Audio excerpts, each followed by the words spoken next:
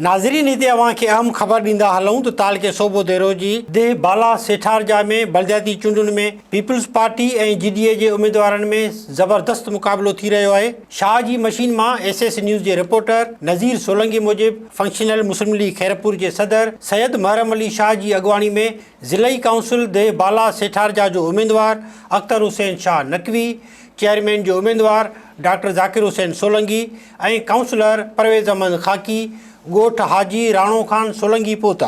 ॻोठ जे मुअज़्ज़िज़नि उस्ताद मोहम्मद रमज़ान सोलंकी, उस्ताद मोहम्मद सालेह सोलंकी, मोहम्मद पुनल सोलंकी, उस्ताद सैफल सोलंकी, मोहम्मद परियल ऐं मीर मोहम्मद सोलंकी तरफ़ां आयल उम्मीदवारनि ते गुलनि जी वर्खा कई वई ऐं उन्हनि खे अजरकुनि जा तोहफ़ा ॾिना विया। उन मौक़े ते उम्मीदवारनि ख़िताब कंदे चयो त पीपल्स पार्टी अवाम खे को बि रिलीफ न ॾिनो आहे।